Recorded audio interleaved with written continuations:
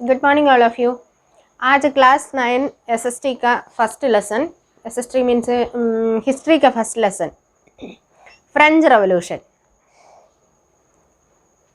French revolution क्या है और ये इसकी रिजल्ट क्या है और ये कैसे कैसे हुआ है, इसके बारे में इस लेसन में हम लोग देखते हैं। एक्चुअली हम लोग ये फ्रेंच रेवोल्यूशन के बारे में बोलेगा तो सबसे पहले यही बोलना है, ये फ्रेंच रेवोल्यूशन पूरे वर्ल्ड के लिए एक मतलब पूरे वर्ल्ड को उत्साहित किए हुए एक इम्पोर्टेंट रेवोल्यूशन होता है। मीन्स फ्रेंच रेवोल्यूशन से ही पूरे वर्ल्ड के लोगों को, स्पेशली यूरोप लोगों को अंदर एक विचार हुआ है, मीन्स लोगों के बीच में इक्वलिटी का और फ्रेटर्निटी मीन्स भाईचारे का, ऐसे कुछ विचार पैदा होने का भी ये सबसे पहले रीज़न फ्रेंच रेवोल्यूशन है। और इस लेसन में आइए हम लोग देखते हैं। फर्स्ट टॉपिक में आपकी लेसन में सबसे पहले एक पिक्चर दिया है, एक इमेज दिया है फ्रेंच रेवोल्यूशन की। एक बास्टिल मीन्स वहाँ की एक बहुत बड़े जेल था, ये जेल को आग लगाते हुए एक पिक्चर है। और इसी इंसिडेंट से ही फ्रेंच रेवोल्यूशन की जो विप्लव मीन्स फ्रेंच रेवोल्यूशन की क्रांति शुरू हो जाता है, मीन्स इंसिडेंट से शुरू हो जाता है। और इसलिए इस पिक्चर को पहले दिया है। सबसे पहले हम लोग देखते हैं कि इस लेसन में इम्पोर्टेंट पॉइंट्स क्या क्या है, इसके बारे में सबसे पहले वाले पॉइंट आपको याद रखना है। फ्रेंच रेवोल्यूशन कौन सी ईयर में हुआ है? 1789। 1789 में ही फ्रेंच रेवोल्यूशन स्टार्ट हो जाता है। मीन्स फ्रेंच रेवोल्यूशन की इंसिडेंट कौन सी ईयर में हुआ है और यही 1789 है। और इसी को आप लोग याद रखिएगा। और ये French revolution started with the series of events in the middle class और the people revolted against the cruel regime of monarchy. ये किस चीज़ के लिए, नहीं तो किस लिए ये लोग क्रांति हुआ है, नहीं तो रेवोल्यूशन हुआ है, मतलब ये मोनार्की के विरुद्ध में ही ये रेवोल्यूशन स्टार्ट हुआ है। मतलब सबसे पहले हम लोग देखते हैं कौन सी ईयर में हुआ है और उसके बाद किस लिए हुआ है। ये तो मोनार्की के अंदर में था, ये मोनार्की से आज़ाद होने के लिए ये लोग लड़ाई किया है, मीन्स ये रेवोल्यूशन हुआ है। और फ्रेंच रेवोल्यूशन से वर्ल्ड को क्या मिला है? फ्रेंच रेवोल्यूशन की रिजल्ट मीन्स फ्रेंच रेवोल्यूशन को रिजल्ट मतलब अपनी देश आज़ाद हुआ है, मोनार्की से स्वतंत्र होकर के वो लोग एक रिपब्लिकन गवर्नमेंट बना दिया है। लेकिन फ्रेंच रेवोल्यूशन से वर्ल्ड को क्या मिला है? वर्ल्ड को 3 ideas, liberty, fraternity and equality, यही 3 आइडिया मिला है फ्रेंच रेवोल्यूशन से। 3 इम्पोर्टेंट आइडियाज़, यही है the result of French revolution. Means French revolution से पूरे वर्ल्ड को एक आइडिया नया, मीन्स ये liberty, fraternity and equality means freedom. Liberty means freedom, fraternity means भाईचारा और इक्वलिटी मीन्स बराबरी। ये 3 बात पूरे वर्ल्ड को फ्रेंच रेवोल्यूशन से ही मिला है। और the revolution began on 14 July 1789, 14th July 1789 with the storming the fortress prison Bastille. The fortress prison was hated by the all, stood by the despotic power of the king. और ये incidents का शुरुआत होता है, ये Bastille नाम का एक जेल है, ये जेल को आग लगा दिए हैं लोगों ने, मीन्स वहाँ की कॉमन पीपल ने इस प्रिसन को आग लगा दिए हैं। उसी से ही फ्रेंच रेवोल्यूशन का इंसिडेंस शुरू होता है। और लास्ट ये फोर्ट्रेस वाज डिमोलिश्ड, लास्ट ये फोर्ट्रेस तो डिमोलिश्ड हो गया है। और फ्रेंच रेवोल्यूशन का कारण क्या है, नहीं तो किस कारण से ये फ्रेंच रेवोल्यूशन हुआ है, इसके बारे में, इसके रीज़न को हम लोग 2 प्रकार की रीजन्स बता सकते हैं, political reason and social reasons. देखिएगा पॉलिटिकल सब पहले रीजन्स सोशल कॉजेस, नहीं तो पहले वाले रीज़न को सोशल कॉजेस कहते हैं। ये सोशल कॉज कहने का मीन्स सामाजिक कारण है। सामाजिक कारण का क्या है इसके बारे में देखते हैं तो पहले हम लोग जानना चाहिए कि फ्रांस की सोसाइटी कैसा था। फ्रांस की सोसाइटी के बारे में हम लोग पहले देखते हैं। French society was divided into 3 category. 3 category में फ्रांस की सोसाइटी को डिवाइड किया गया था। फर्स्ट ग्रुप मीन्स सबसे पहले वाले ग्रुप को फर्स्ट एस्टेट और इसके बाद सेकंड एस्टेट और थर्ड ग्रुप को थर्ड एस्टेट कहते थे। ये फर्स्ट एस्टेट मीन्स प्रीस्ट और चर्च से जो रिलेटेड लोगों को फर्स्ट एस्टेट कहते थे। इन लोगों को क्लर्गी कहते थे। फर्स्ट ग्रुप को क्लर्गी बोला जाता था, क्लर्गी। और सेकंड ग्रुप को नोबल्स कहते थे, नोबल्स। और ये क्लर्गी और नोबल्स, क्लर्गी बोला जाता है ये जो चर्च और चर्च से रिलेटेड लोगों को क्लर्गी कहते थे। और नोबल्स मीन्स जो ऑफिशियल्स, राजा की ऑफिशियल्स हैं, जो जमींदार लोग हैं, ये लोगों मीन्स फ्यूडलिस्ट, ये सब को लेकर के नोबल्स कहते थे। और बाकी लोगों को कॉमन पीपल, थर्ड एस्टेट कहा जाता था। और ये थर्ड एस्टेट के लोग हो गया है कि लेबर्स हैं, लैंडलेस लेबर्स है, वर्कर्स हैं। और जैसे जो कॉमन पीपल हो गया उन लोगों को ये थर्ड ग्रुप में माना जाता था। मीन्स इन लोगों को थर्ड एस्टेट कहकर कैटेगराइज करते थे। और ये लेकिन समस्या यही नहीं था वहाँ की, ये दोनों कैटेगरी के लोग केवल पॉपुलेशन में 10% था। एक क्लर्गी और नोबल्स मिला करके पॉपुलेशन की केवल 10% थे, बाकी 90% कॉमन पीपल, 90% लोग कॉमन पीपल था, मीन्स थर्ड एस्टेट की। और ये 90% लोगों को कॉमन पीपल और 10% क्लर्गी और नोबल्स है। लेकिन देश की जो संपत्ति है, लैंड है, उसमें का 60% संपत्ति भी इन लोगों की, ये 10% जो पीपल है उसकी हाथ में थे। देश की संपत्ति का 60% भी ये चर्च, नोबल्स मीन्स क्लर्गी और नोबल्स के पास। इन लोगों का संख्या देखते हैं तो केवल 10% है। बाकी 90% लोगों के हाथ में केवल 40% लैंड और संपत्ति है। लेकिन इसमें देखिएगा अभी इतनी आपको सामाजिक स्थिति समझ में आ गया है कि लोग कैसे थे। मीन्स कॉमन पीपल मीन्स कौन है, एक्चुअली ऐसे ही कह सकते हैं कि इसमें ज़्यादा से ज़्यादा लोग लैंडलेस लेबर्स है, मतलब इन लोगों के पास ज़मीन तक नहीं था।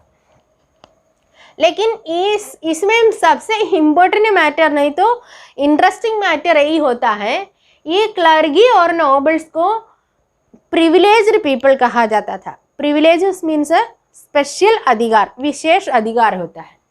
और ये प्रिविलेज्ड पीपल मीन्स इन लोगों को कोई टैक्स नहीं देना है।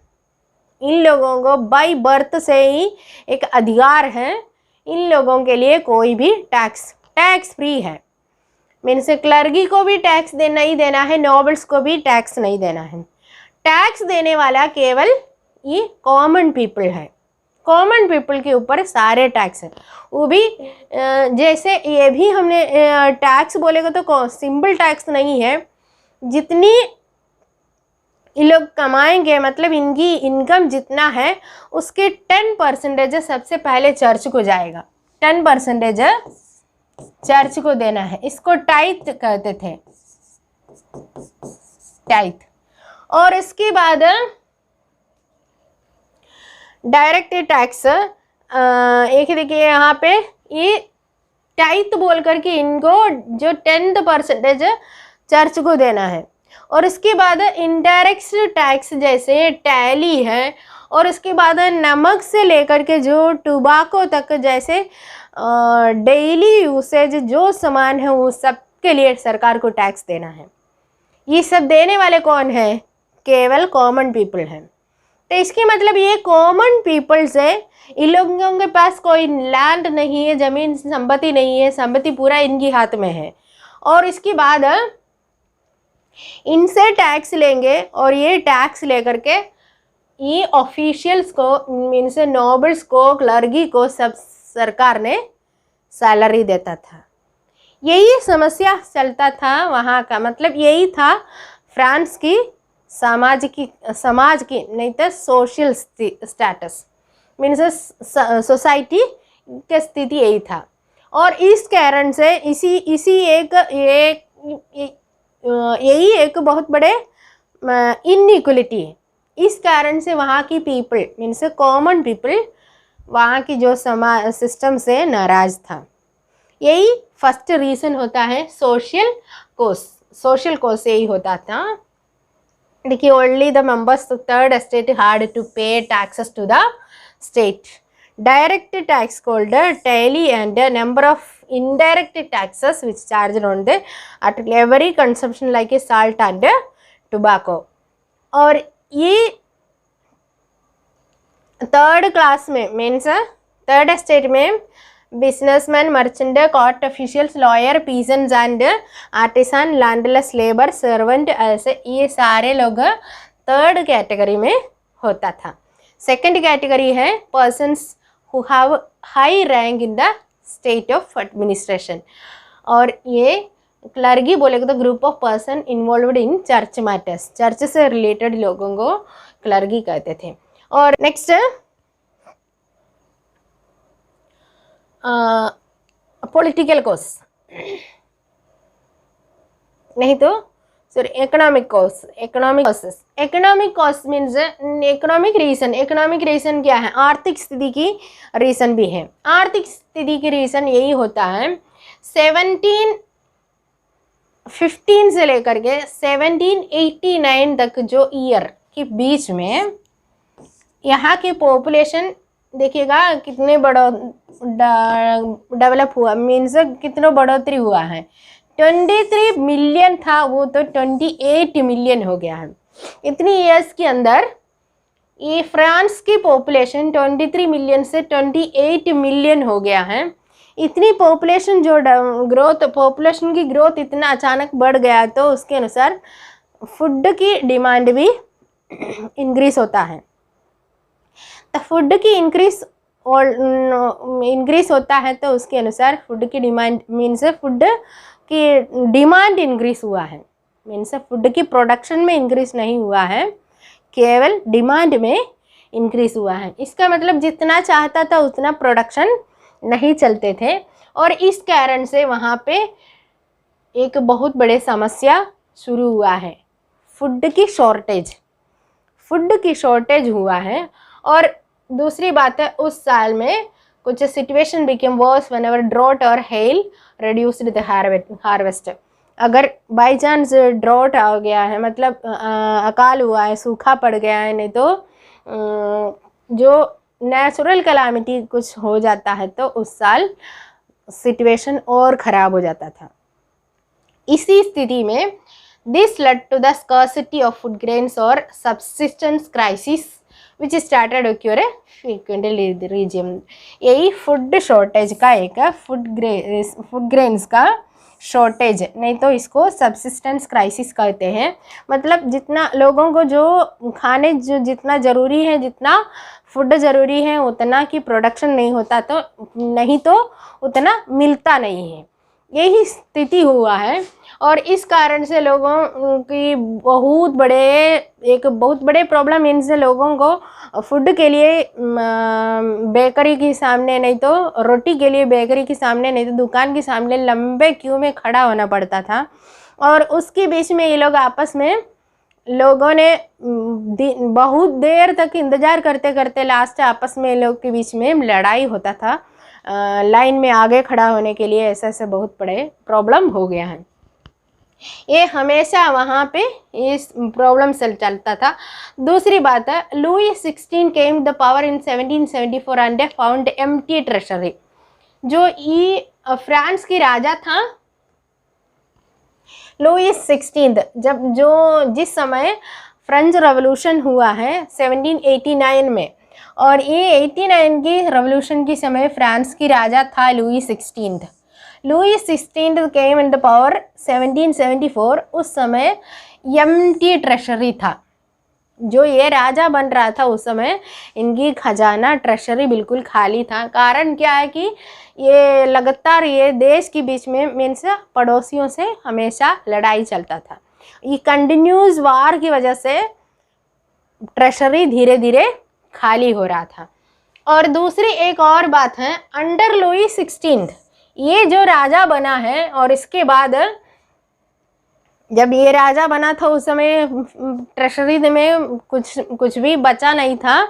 और उस तभी ये क्या किया है, इन्होंने इनकी जो कॉमन दुश्मन था ब्रिटेन, तो ब्रिटेन ने उस समय अमेरिका की कुछ कॉलोनी 13 कॉलोनी को अपनी अंडर में रखे थे। मीन्स ब्रिटेन जाकर अमेरिका में अपनी कॉलोनी 13 कॉलोनी को अपनी अंडर में रखे थे। उसी कॉलोनी से आज़ादी प्राप्त होने के लिए अमेरिका को हेल्प कर दिया है। कौन? ये फ्रांस, जो बिल्कुल ट्रेशरी खाली है और इसी समय भी दूसरे को हेल्प करने गए थे, तो उसके कारण से और क्या हो गया है, पूरे खाली हो गया है।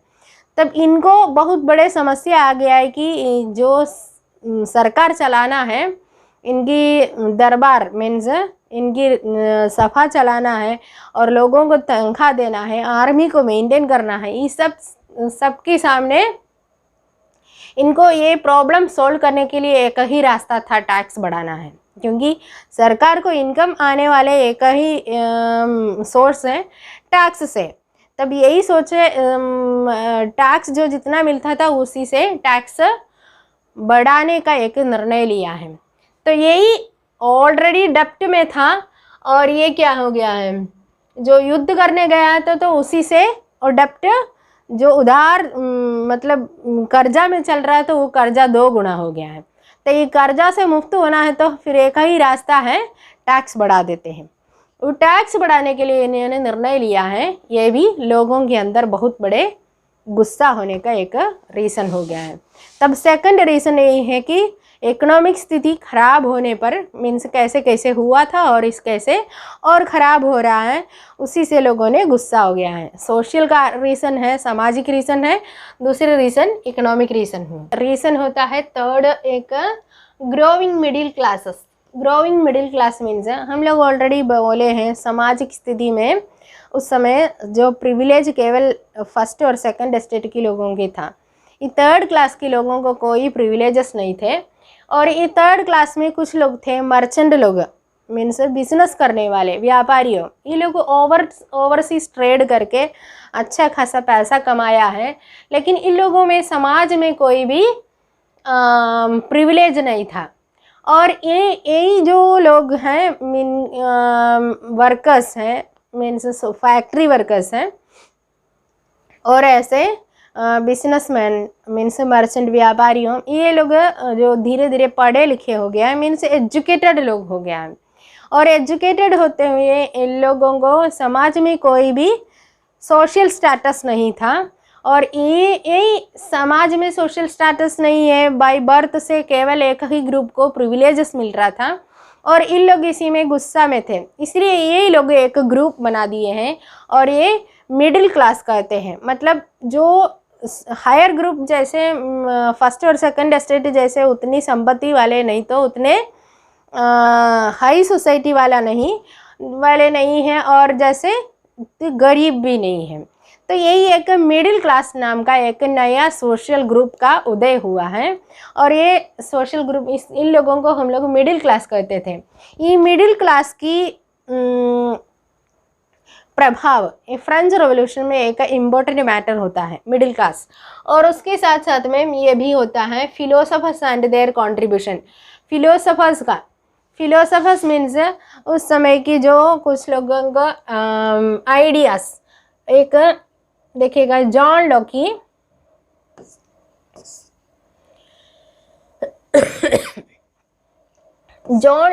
Gene Jacques Rousseau and Montesquieu.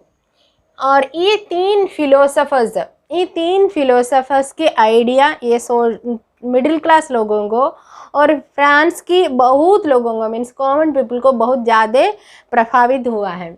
और ये जॉन लॉकी ने एक बुक लिखा था टू ट्रीटीज ऑफ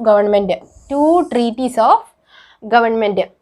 और इसके बाद जीन जैकस रूसो ने लिखा था named social contract, and Montesquieu ने written the spirit of the law. ये 3 बुक्स हैं और ये लोग लीफलेट वगैरह जो ये सब लिख करके लोगों को बहुत प्रभावित किया है। मीन्स एक गवर्नमेंट कैसे होना चाहिए और एक शासन करने वाले, नहीं तो एक राजा है, नहीं तो एक देश के अधिकारी कैसे देश के लोगों को किस नज़र से देखना है, इसके बारे में इन्होंने अपने बुक में लिखा था। यही बहुत ज़्यादा प्रभावित हुआ है इसी से। मीन्स इन लोगों का आइडिया से बहुत ज़्यादा ये इक्वलिटी, फ्रेटर्निटी और लिबर्टी, ये 3 जो इम्पोर्टेंट 3 प्रिंसिपल्स इन लोगों से ही वहाँ फ्रांस के लोगों को मिला था। मतलब ये इन लोगों का 3 बुक्स है। यही तो आप लोग याद रखिएगा इन लोगों बुक का नाम और राइटर्स।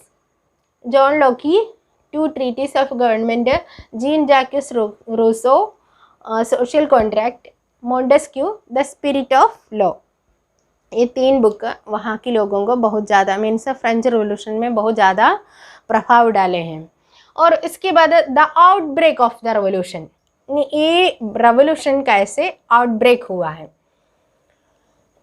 मतलब ये सब कारण से लोगों के अंदर राजा शासन से गुस्सा बढ़ते जा रहा था। लेकिन ये गुस्सा नहीं तो ये नाराज़गी कैसे एक दिन आउटब्रेक हुआ है। Louis XVI called an assembly of the Estates General to pass his proposal to increase taxes on 5th May 1789। 5th May 1789 में तो हम लोग ऑलरेडी बताया है कि ये लुई 16 राजा बना था उस समय, तो से लेकर ये ट्रेशरी खाली था। तो फिर ये खर्चा मेंटेन करने के लिए और इनकी जो आर्मी का ऑफिशियल्स को पे करना है, तो इन्होंने एक नया डिसीजन लिया है कि टैक्स बढ़ाना है। तो टैक्स बढ़ाने के लिए एक आइडिया बना दिया है, लेकिन ये असेंबली के सामने पास होना चाहिए।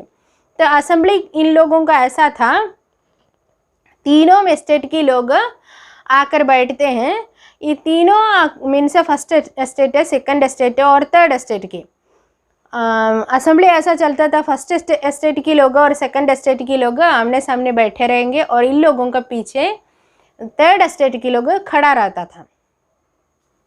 लेकिन ये तीनों स्टेट के लोग आएंगे बैठेंगे, लेकिन एक ही वोट होता है। एक स्टेट को एक वोट है, कितना लोग आएगा उसी से कोई मतलब नहीं। एक स्टेट को मतलब एक स्टेट को एक ही वोट है। तो यही होता था। इन्होंने सोचा कि हमेशा फर्स्ट स्टेट और सेकंड स्टेट के लोग आराम से इसी को सपोर्ट करेंगे, क्योंकि टैक्स बढ़ाएगा तभी इन लोगों को कोई नुकसान होने वाला नहीं है, क्योंकि इन लोगों को टैक्स देना ही नहीं है। तो इसलिए इन दोनों ग्रुप सपोर्ट देंगे, तब 3 में से 2 वोट मिल जाते हैं तो आराम से ये नियम पास हो जाएगा। ये सोचकर ये लुई 16 ने असेंबली बुलाया है मई 5 तारीख को 1789 को। लेकिन असेंबली में आए थे तो ये तीनों ग्रुप के लोग आकर बैठे हैं, लेकिन इन लोग बहुत ज़्यादा मीन्स जो विलेज एरिया से बहुत सारे लेटर्स लेकर आए थे, उन लोगों का शिकायत लेकर आए थे, लेकिन वो सब पढ़ने के लिए कोई मौका नहीं मिला है। लास्ट सीधा टैक्स बढ़ाने का जो निर्णय रखा गया वोटिंग का, लेकिन थर्ड स्टेट के लोग ये वोटिंग करने के लिए अनुमति नहीं दिया। ये लोग बोले कि जितने लोगों यहीं प्रेजेंट है सबको एक एक वोट की अनुमति देना है, तब वोटिंग चलेगा। तो राजा ने इसको डिनाई कर दिया है। राजा इसको इसी ओपिनियन को मानने के तैयार नहीं हुआ है। तब ये थर्ड स्टेट के लोग वॉकआउट कर दिया है। मीन्स ये वोटिंग को बहिष्कार करके ये लोग असेंबली हॉल से बाहर निकल गए हैं। असेंबली हॉल से बाहर निकल गए और इसके बाद इन लोग एक 19 मई को the representative of third state in the hall of an indoor tennis court, indoor tennis court में ये लोग एक असेंबली बुला दिए हैं। मतलब ये थर्ड स्टेट के लोग स्वयं एक असेंबली बुला करके एक थर्ड माने इंडोर स्टेडियम में बैठ के वहाँ एक निर्णय लिया है कि हम लोग ये राजा का अधिकार में कुछ लिमिटेशन बनना चाहिए, होना चाहिए, तो हमारे लिए एक कॉन्स्टिट्यूशन चाहिए। जैसा एक कॉन्स्टिट्यूशन बनाने के लिए एक प्रतिज्ञा लिया है वहाँ पे, इसको टेनिस कोर्ट ओथ कहा जाता है। और ये टेनिस कोर्ट ओथ में ये लोग बैठ करके अपना देश के लिए एक कॉन्स्टिट्यूशन बना ही दिया है। और लास्ट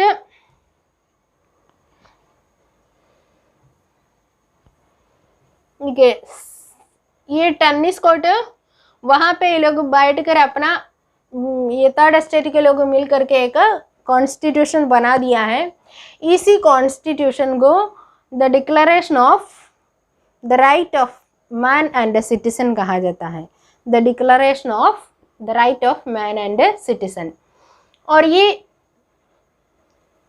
लेकिन इसी इन लोगों ने जो कॉन्स्टिट्यूशन बनाया है, ये कॉन्स्टिट्यूशन को राजा ने एक्सेप्ट करने की तैयार नहीं हुआ था। और देखिएगा उस समय ये लोग जो कॉन्स्टिट्यूशन तैयार करके सामने रखा थे, लेकिन राजा ने इसको एक्सेप्ट करने के तैयार नहीं थे।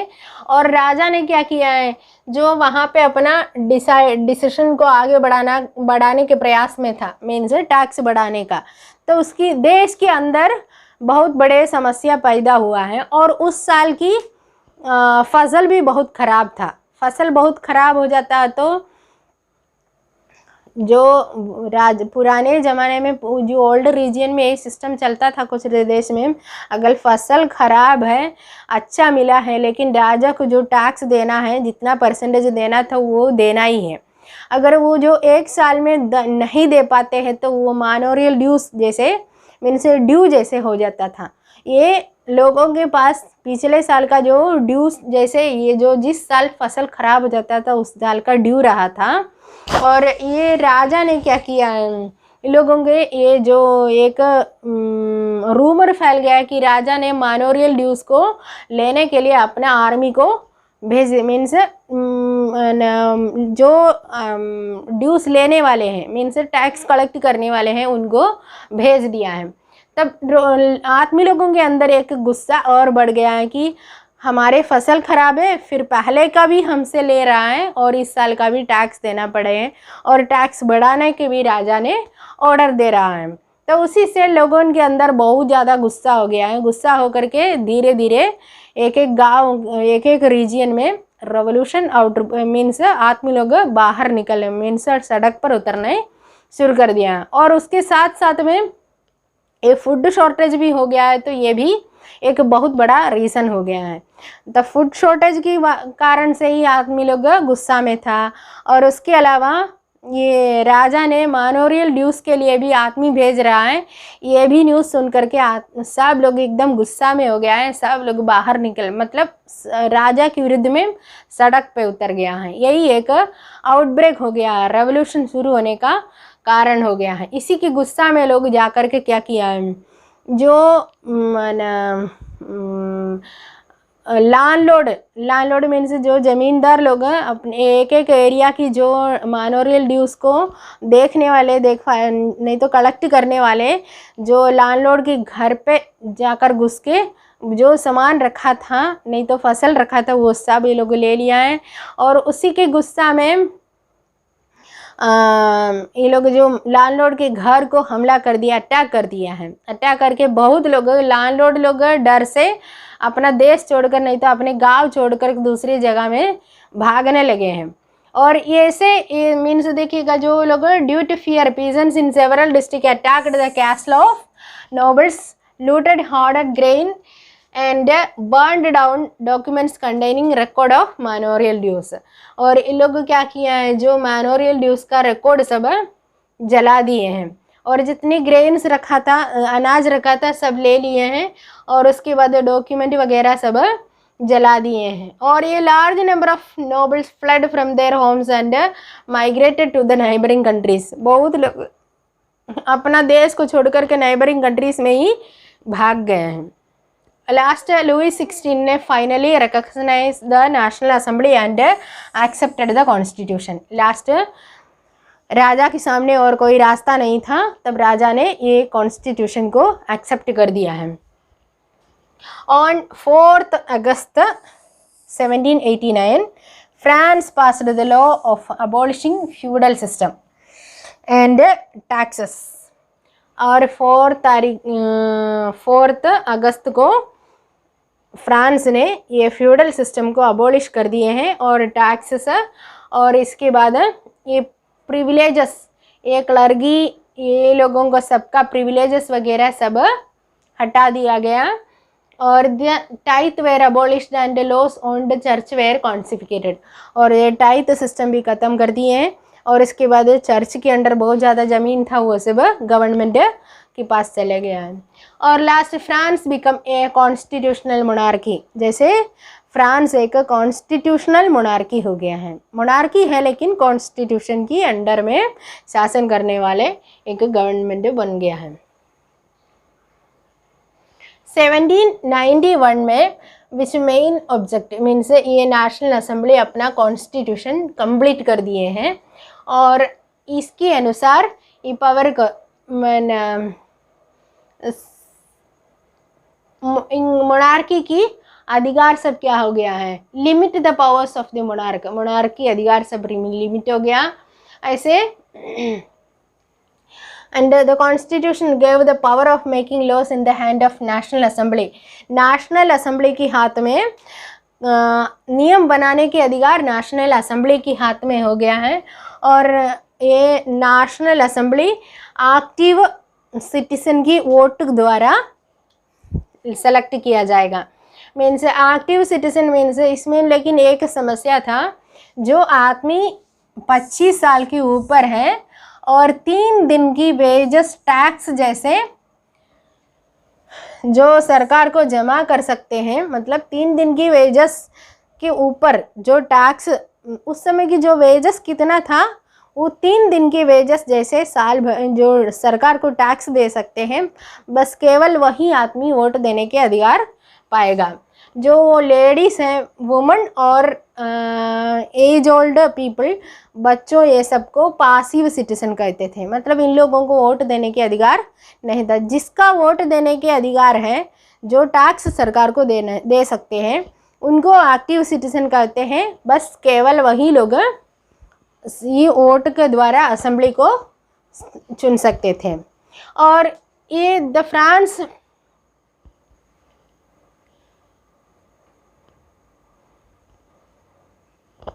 ये about 25 years of who paid taxes to equal days of labor wages।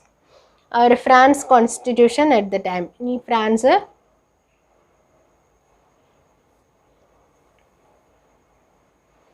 ये कॉन्स्टिट्यूशन बना दिया है तो कुछ सिंबल से लोग सेलेक्ट किया है, उसके सिंबल्स का आपके बुक में कुछ सिंबल्स की पिक्चर दिया है, various political symbols.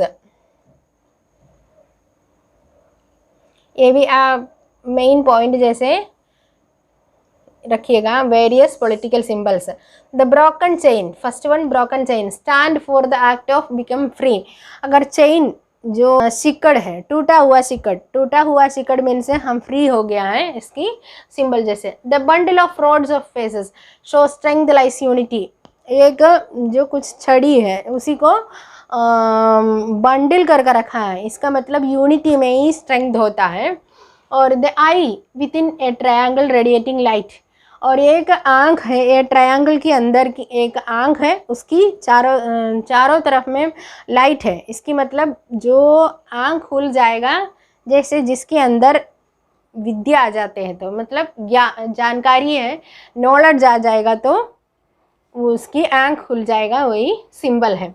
The sceptre symbol of royal power, जो राजा का अधिकार। Snake batting it's style with a ring, symbol of eternity। Red Phrygian cap worn by a slave become free। और blue white red, इन 3 colour को इनकी national colour of France है। और the winged woman Pacific personification of law means free है, नियम कानून के सामने सब फ्री है। The abolition of monarchy and become a Republic. हम लोग ऑलरेडी यहाँ पे देखे हैं, France become a constitutional monarchy. Constitution है लेकिन राजा है, लुई 16 राजा है, लेकिन राजा को कॉन्स्टिट्यूशन के अनुसार शासन करना पड़े हैं। राजा ने इसमें साइन किया है, कॉन्स्टिट्यूशन में साइन किया, लेकिन इन्होंने क्या किया है, entered into a secret negotiation with the king of Prussia. इनकी पड़ोसी का जो राजा था उससे इन्होंने जाकर सीक्रेट से बातचीत किया है कि अपनी देश के लोगों की यही जो रेवोल्यूशन शुरू हो रहा है उसको दबा करके इन लोगों को फिर से पुराना सिस्टम में वापस लाने के लिए पड़ोसी राजा से हेल्प मांगे। उसके लिए लोग सीक्रेट में बातचीत किए थे, लेकिन ये जो बातचीत चलता था उसकी अंदर और इसके बाद plans to send a troop to stop the revolutionary event. और इसके बाद इन लोगों को चर्चा करके एक ट्रूप को, मतलब सैनिक को भेजा जाएगा जो जहाँ जहाँ रेवोल्यूशन शुरू होता है वहाँ पे रेवोल्यूशन को शांत कराने के लोगों को अपने अंडर में लाने के लिए इन लोग प्लान बनाए थे। लेकिन ये प्लान सब चालू होने की पहले ही देश के अंदर वार चालू हो गया है। वार चालू हो गया है means before this national assembly voted in April 1792 and declare war against Prussia and Austria. राजा ने ये प्लान पूरा बना दिए थे, तब उसकी पहले ही क्या हो गया है, और ये प्लान सक्सेसफुल होने का मतलब चालू होने की पहले ही इन लोगों के बीच में वार शुरू हो गया है। प्रशिया और ऑस्ट्रिया और ये फ्रांस के विरुद्ध में युद्ध हुआ है। और thousands of volunteers joined the army to province to the joint army. और तब बहुत ये प्रशिया और ऑस्ट्रिया के विरुद्ध में फ्रांस की लड़ाई चल रहा था, और ये लड़ाई में फ्रांस की मीन्स विलेजर्स तक इस आर्मी में ज्वाइन कर दिए हैं। और ये ज्वाइन करने के समय ये लोग एक सॉन्ग, एक पैट्रियोटिक सॉन्ग लिखा गया था, मार्शलाइज कहते हैं। मार्शलाइज ने लिखा है रॉबर्ट डी आइसिल ने लिखा गया जो पैट्रियोटिक सॉन्ग लास्ट, फिर बाद में यही पैट्रियोटिक सॉन्ग इन लोगों का नेशनल एंथम बन गया था। और ये वॉलंटियर्स सब इसी गाना को गाते हुए युद्ध में पार्टिसिपेट करने के लिए गए हैं। Last the revolutionary war brought losses and economic difficulties to the people. ये वार से बहुत सारे समस्या देश में आ गया है, मतलब इकोनॉमिक आर्थिक स्थिति बहुत ज़्यादा खराब हो गया है। और ये उसी स्थिति में देश के अंदर जितने लोग थे उसकी बीच में धीरे धीरे छोटे छोटे क्लब फॉर्म करना शुरू कर दिया है। मतलब छोटी छोटी संस्था जैसे गांव गांव में क्लब करते थे, और उस तरह बहुत सारा क्लब फॉर्म किया था। ये क्लब में के सबसे लीडिंग क्लब था जैकोबियन क्लब कहते हैं। ये जैकोबियन क्लब में common people, small shopkeepers, artisans, servants, daily wages workers, ये सब ऐसे लोग इसी क्लब में ज़्यादा मेंबर बन गया था। इन लोगों को लीडर था Robert, their leader was Maximilian Robespierre. इन लोगों का लीडर था मैक्सिमिलियन रोबेस्पियरी। ये मैक्सिमिलियन रोबेस्पियरी के अंडर में ये जैकोबियन क्लब फॉर्म किया गया। ये क्लब गांव गांव में जैसे चाय की दुकान में, सलून में सभी लोग बैठ करके जो लिबर्टी के बारे में, आज़ाद होने के, राजा से ये मोनार्की से मुक्त होने के लिए सब चर्चा होता था। जिसके पास पढ़ने लिखने नहीं आता था, जो लोग दूसरे जो पामलेट, मतलब हम लोग कहते हैं कि हैंड रिटन जो कॉपी होता है और ये नोटिस, हैंडबिल, ये सब छाप के उसी के द्वारा लोगों को पढ़कर सुनाया जाता था। तो उस तरह लोगों को बहुत ज़्यादा, मतलब एकदम जो पढ़े लिखे अनपढ़ लोगों को भी प्रभावित किया है ये जैकोबियन क्लब। और इन लोग धीरे धीरे आज़ाद के सिंबल जैसे जो फुल लेंथ पैंट जैसे कपड़ा पहनना शुरू कर दिया है। और इसको सान क्लोटन्स कहते थे। ये सान क्लोटन्स पहनने वाले को ये ट्राउसर्स and became to be known as the सान क्लोटन्स, लिटरली मीनिंग दोस विदाउट नी ब्रीच कहते थे। और ये जब एक आज़ादी की सिंबल, फ्रीडम का सिंबल जैसे ये लोग यही कपड़ा सब पहनना शुरू कर दिए थे। और लास्ट में द रीजन देखिए, वेयर एंग means in the summer 1792 Jacobin planned a revolt. A large number of the people of Paris who were angered by the short supplies and high price of food। और ये Jacobian clubs की members मिल करके 1792 में एक revolt plan किया है। और उसी समय हाई प्राइस ऑफ फूड की हाई प्राइस की वजह से बहुत ज़्यादा गुस्सा में थे। और उसकी प्राइस तो बहुत ज़्यादा है, सप्लाई तो बहुत कम है, मतलब इतना भी प्राइस बढ़ गया लेकिन सामान मिल ही नहीं रहा था। उस स्थिति में ये लोग एक रिवोल्ट करना शुरू प्लान किए थे। और ये मैक्सिमिलियन रॉबस्पियरी की लीडरशिप में यही रिवोल्ट हुआ था। और ये रिवोल्ट में on August 10th they stormed the palace of Tuileries and massacred the king's guard and held the king himself as a hostage for several hours। और ये लोग मिल करके राजा की पैलेस को हमला किए हैं और राजा जो गार्ड हैं, गार्ड को मार मीन्स शॉट कर दिए, किल कर दिए हैं। मतलब राजा को जो गार्ड को मार दिए और इसके बाद राजा को बंदी बनाकर कई घंटे तक रखे। और लास्ट में और ये king himself hostage and later the assembly voted to imprison the royal family, elections were held. और लास्ट राजा को और रॉयल फैमिली को एक्सिक्यूटेड किया गया है। लोगों को सामने ये राजा को एक्सिक्यूटेड किया है। राजा ने क्या किया था, अपने पड़ोसियों के मिल करके अपनी देश के लोगों को विरुद्ध में आर्मी बुलाए थे। लास्ट राजा ने उसमें दोषी ठहरा गया है, राजा को इम्प्रिसन्ड किए थे। और last all royal family means voted to imprison the royal family को इम्प्रिसन किया है। और इसके बाद इलेक्शन हुआ है। इलेक्शन में सारे लोगों को वोट देने के अधिकार मिल गया। मतलब 21 ईयर्स का ऊपर की सारे आदमियों को वोट देने की अधिकार मिल गया है। The newly elected assembly was called the convention. इसमें देखिएगा, later the assembly voters and impression the royal family. और इसके बाद 21 ईयर्स के अबाउ सबको वोट देने की राइट मिल गया है। और elected assembly was called the convention. The newly elected assembly was called convention. On 21st September 1792 it abolished the monarchy and declared France a republic।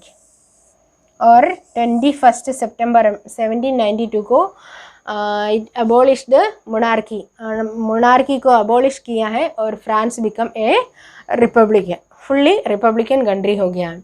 और Louis 16 was sentenced to death and by court on the charge of treason। और राजा को धोखेबाजी के नाम से क्या किया है, डेथ का पनिशमेंट मिल गया है। और उनकी पत्नी मेरी एंटोनेट को भी यही सेम फेट हुआ है। और मैक्सिमिलियन रॉबस्पियरी ने रिपब्लिकन गवर्नमेंट की हेड जैसे बन गया है। और the period of 1793 to 97 means region of terror. Maximilian Robespierre इन्होंने फ्रांस की नया शासक बन गया है। और लेकिन इन्होंने बहुत ज़्यादा टाइट था, ज़्यादा tight means the period from, ये रीजियन ऑफ टेरर कहते हैं। दे 17 to the region of terror। Robespierre followed a policy of severe control and punishment। बहुत ज़्यादा कंट्रोल और ज़्यादा पनिशमेंट देते थे, इसलिए इस टाइम को रीजन ऑफ टेरर कहते हैं।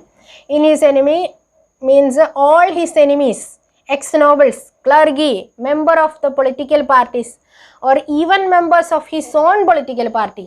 अब जो इनकी एनिमी है देश की और पुराना एक्स नोबल्स हो, क्लर्गी हो, अब दूसरे पॉलिटिकल पार्टी हो, अपना पॉलिटिकल पार्टी को मेंबर हो, कोई भी हो, did not agree with his method, were arrested, imprisoned and guillotined. और जो इनकी एग्रीमेंट मीन्स इनकी नियम की विरुद्ध में, नहीं तो इनकी मेथड का विरुद्ध में काम करने वाले को सबको पकड़ के जेल में डाल दिए, नहीं तो गिलेशन किया गया. गिलेशन मीन्स गिलेटिन नाम का एक डिवाइस होता था. ये गिलेटिन से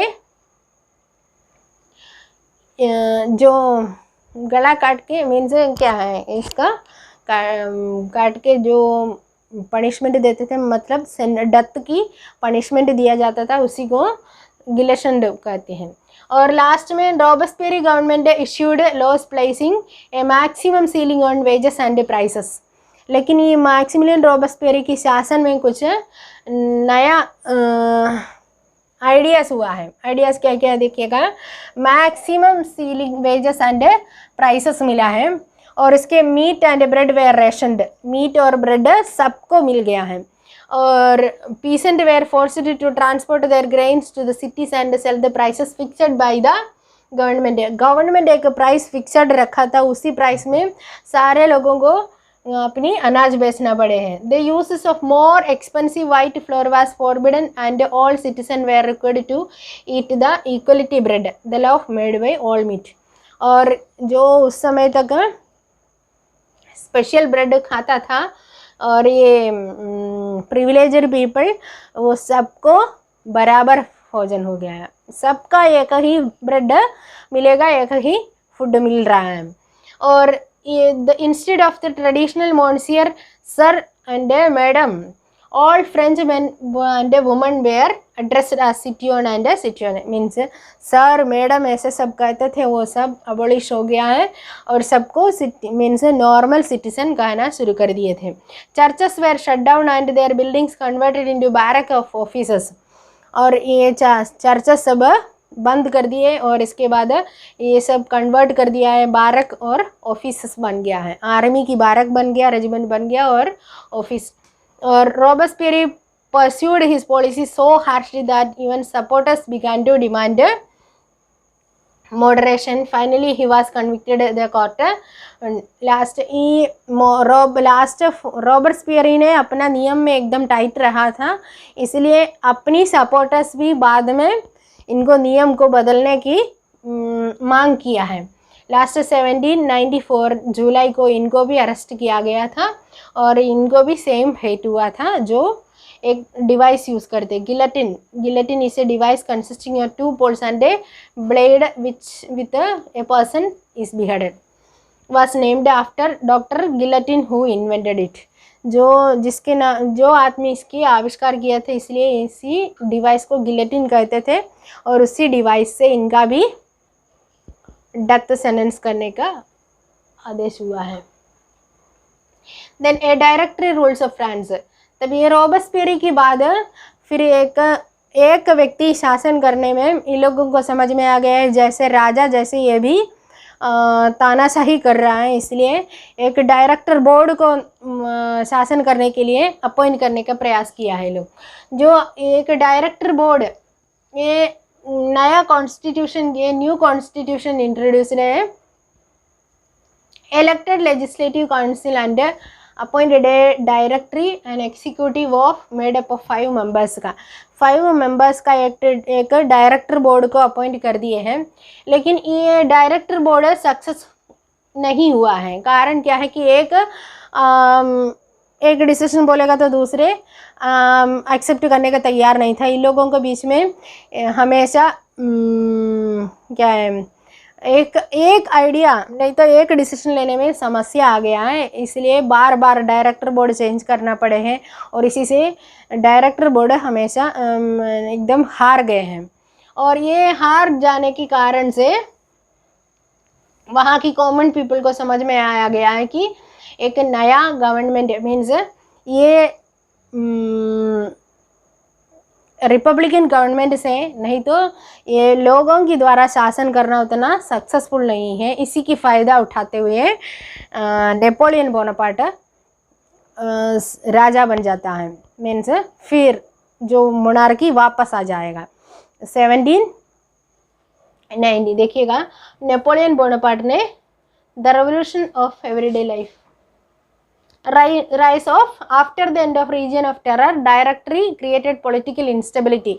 political instability के कारण से डायरेक्टर बोर्ड भी हार गया। 1804 में the Napoleon Bonaparte crowd himself emperor of France. 1804 में नेपोलियन बोनापार्ट ने स्वयं फ्रांस की राजा बन जाता है। तब जो मोनार्की अबोलिश किया था, नहीं तो मोनार्की हटा गया दिए थे, वो मोनार्की फिर फ्रांस में वापस आ गया है। लेकिन नेपोलियन के समय में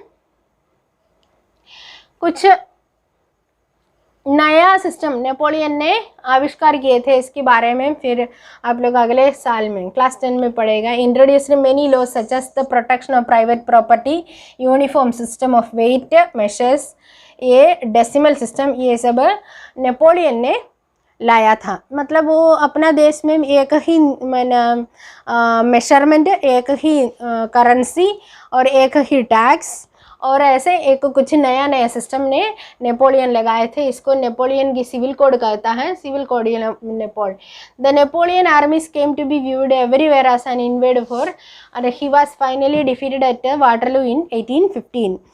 लेकिन ये नेपोलियन राजा होने के बाद धीरे धीरे पावरफुल हो करके अपनी पड़ोसी देश को भी हमला करना, मतलब अटैक करके उसको भी अपने अंडर में करने का प्रयास किया है। कुछ एरिया को ये लोग अपने वापस ले लिया है। तब तक बाकी इनकी पड़ोसी देश मीन्स नाइबरिंग कंट्रीज मिल करके नेपोलियन से वार हुआ था। उस वार में 1815 में वाटरलू युद्ध कहते हैं, ये वाटरलू युद्ध में नेपोलियन ने हार जाता है तो नेपोलियन को लोग मिल करके डिपोर्ट कर देते हैं। वहाँ पे सेंट हेलेना नाम का एक आइलैंड में इनको हटा देते हैं, वहाँ भेज देते हैं।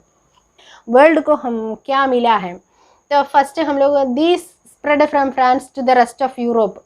ये फ्रेंच रेवोल्यूशन फ्रांस में शुरू होता है, लेकिन last rest of the Europe पूरा फैल जाता है। मतलब फ्रांस आज़ाद होने के बाद उसका देखे धीरे धीरे पड़ोसी देश भी सेम सिस्टम मीन्स सेम जो मोनार्की से मुक्त होने का फ्री होने के लिए वो लोग भी ट्राई करते हैं। जैसे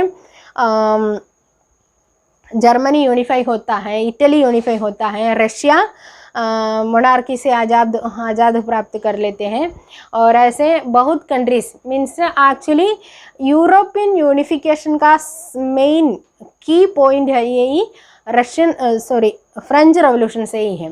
फ्रेंच रेवोल्यूशन होने के बाद फिर यूरोप पूरे एक इन लोगों हम लोग कहें कि एक देश फ्रांस इंडिपेंडेंट होने के बाद इन लोगों को एक नेशनल फ्लैग हुआ है, एक नेशनल एंथम हुआ है, फॉर्म करता है, और ऐसे कुछ नेशनल सिंबल्स है। ये राष्ट्रवाद की विचार भी फ्रेंच रेवोल्यूशन से ही शुरू हुआ है। यही फ्रेंच रेवोल्यूशन की लेगेसी होता है राष्ट्रवाद मीन्स नेशनलिज्म का जो विचार है इसी से ही शुरू हुआ है, और धीरे धीरे यूरोप पूरे फैल जाता है, और इसके बाद पूरे वर्ल्ड में नेशनलिज्म का विचार होता है। यही फ्रेंच रेवोल्यूशन की लेगेसी होता है। ओके, धन्यवाद।